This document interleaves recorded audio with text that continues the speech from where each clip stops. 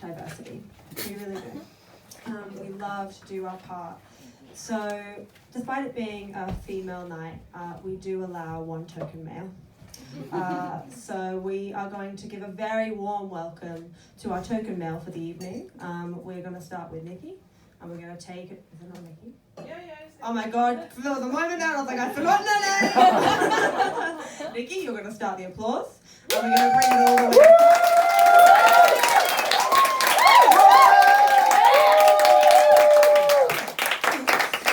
It is fun being a token male on a night like this. It's like your next act, part of the problem. Here it comes. Wow, okay, so you're the two dentists, right? Dentist off right now. Get in here. I cannot afford the dentist, so please, whoever can deal with the staining faster and tell me I don't floss. Because I won't. I refuse. I'm sorry.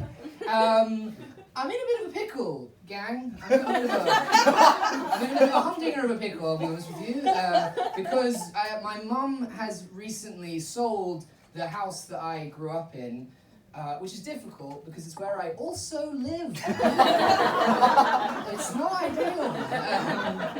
We've lived together since the lockdowns, and we went alcoholic early because she kept saying it's wine o'clock earlier and earlier every single night. By the end of it, it was really the only metric of time I respected. She'd come down the stairs and be like, it's wine o'clock, and I'd be like, it's 10 a.m. And she'd be like, 1:30 sharply, and I was like, okay, all right, I can get back up drunk with you. That's fun. When you live at home, has anyone lived at home here? Yeah, you get it. So you'll know that the regression is quite real. And I know regression's a strong word for someone who looks like a spoiled Edwardian child. But it's real. No, it is real. Because we were in a supermarket together, and she said, do you want to get a cereal? Not a kid's one. And I was so angry. I was just like, if I want Wheatos, then Wheatos I shall have. They're a good source of fibre. You shan't deny me my chocolatey treat, mother. And then just run home, slam the door, start blasting Fallout Boy. Like, she doesn't understand me. Because what kind of choice is that between Alpen and Wheatos? You know, it's like choosing depression or Wheatos. I won't choose, refuse to choose. But I was unemployed for a lot of lockdown as well. I don't know if you've been so unemployed where you log onto LinkedIn and your computer just laughs at you. But, that's kind of where I was at. It was like I was so unemployed that the scam emails I would get would be for like patronizingly low amounts of money. I don't know if you've gotten those emails where they're like, hi, it's the government here. Would you believe it? You paid too much tax. Click here and claim your £72. And I'm just like, okay, firstly, I pay tax. And secondly, how did you know I'm willing to give up all cybersecurity for like a new video game and a 4-pack of Cronenberg? You know? And it's like, great choice of mark. You'll get far with that minus 400 in the account. Great, thanks for that. And like, the job ads, they weren't real jobs. I don't know, like, they'd say things like, the benefits of this position are, we have millennial vibes. The pay is that we break up some bread and throw it at you, you duck. You'll need 4 years experience making your own cryptocurrency, and you'll have to tell us what happened to D.B. Cooper. But if you can tell us how TikTok works, you're our boss now. So, congratulations. This is cool. I can't entirely blame circumstance. I one time applied for a job and I sent off the cover letter with everyone else's advice still attached in the notes. It's really hard to say that you have great attention to detail when someone's notes are next to it saying, hey, you should say you have great attention to detail. It was not, it was like, another one which was really bad. I was in an interview and the woman said, oh, we've seen your TikToks, which was absolutely blood-curdling. I don't know, it's embarrassing enough to be on TikTok, let alone make them, you know. They're not TikToks about what a hard worker I am. It was like a new, saddest, shortest story. You know, it's like baby shoes for sale, never worn. We've seen your TikToks. So it wasn't ideal. But the dream is over. My mum sold the house, the deal's gone through. We have some time because the nice new couple are moving in on the 31st of October, which is Halloween night. So I have a sneaking suspicion that something spooky might be afoot when they arrive.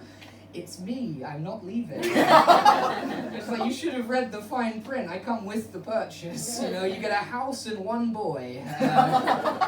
not paying rent. We'll figure that out. I'm like molded into the wall like in Pirates of the Caribbean.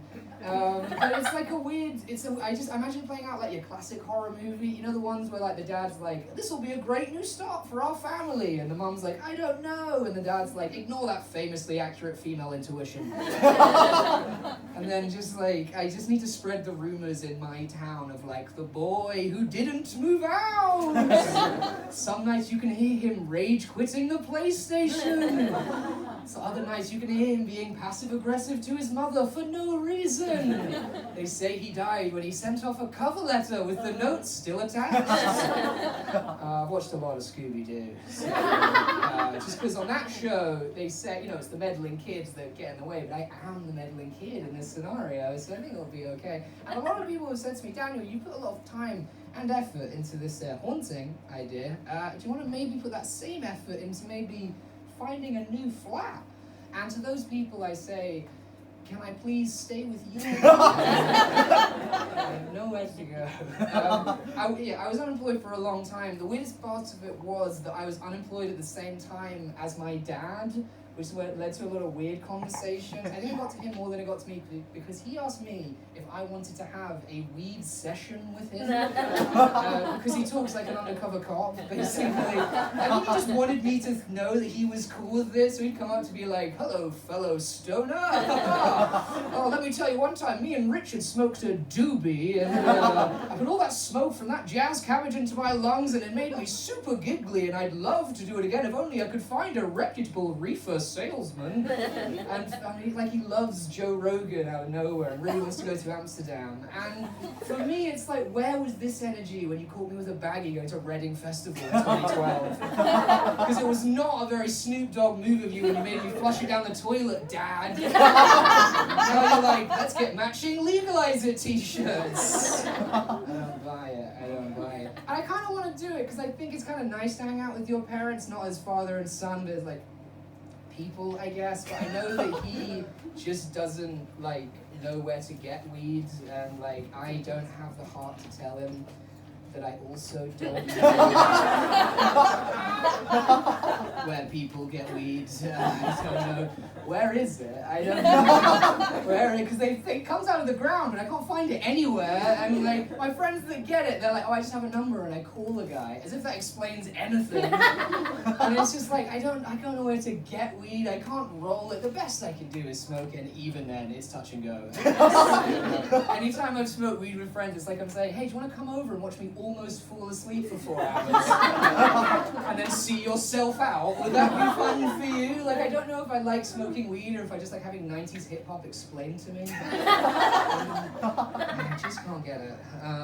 But like, oh, I got a bit lost. Oh, the other thing with my dad, what I'm worried about is that he's one of those loud dads. I don't know if you have a dad like this, where like if you have any kind of bodily function, he needs everyone within a mile radius to hear it. Do you know what I mean? Like, so it's like, I've heard him sneezing in the other room, and he's literally like, it's like, what kind of mucus do you start dealing with at 45? And I think, for me, what I think it is like, when you get to a certain age, you know, you don't have many years left. And you want to make every moment count, because you might not have acid reflux again, you know? You really want to go for it and make a memory, you know? It's like sneeze against the dying of the light, you know? It's a nice thing. And I remember, oh, actually, there was one thing. I remember I did want to get weed with a friend. I went to his dealer's house with him, and we ended up having to listen to his roommate freestyle rap. And I cannot describe to you the energy of that kitchen. We sat in a stony silence as this white rapper went off on the subject of chlamydia, if you're interested. I don't know if he really went in or not, because at the end the dealer was like, don't worry mate, even the best have their bad days. That's your guy! He performed for us. You didn't have to do that. The other thing is, I don't think it's going to be the the fun side of smoking weed, if you know what I mean. Like, it's not going to be like me and my dad hanging out and he's like, oh my god, you queued up the talking heads, let's decimate a bag of Tang Fasties together. I don't think that's going to happen. I think what is more likely going to be is it going to be 2 generations of unemployed men sitting on a sofa together, smoking a joint that looks like a witch's finger, just like held together by like sellotape and a child's wish. Probably with like Bridge on the River Kwai on the TV, because he loves that flick. He's always, I think that's why he wants me to smoke with him, just so I'll watch Bridge on the River Kwai. And I think he's gonna lean over to me and be like, you know, son, I did some things in 1986 I never told anyone about, and I won't be ready to handle that, because you want to know your parents as people until you find out the kind of people that they are. And then you're like, oh my god, go back. I have to have Sunday dinner with you tomorrow. Why are you dropping this on me? So since I've been doing this bit, my dad has got a job. He has now become a consultant for a CBD oil business. A product made by and for people who do not know where to get weed. So, just to summarize real quick, my mum's an alcoholic, my dad's a stoner, and I'm crossfaded, baby! I've been Daniel McKeon, thank you so much.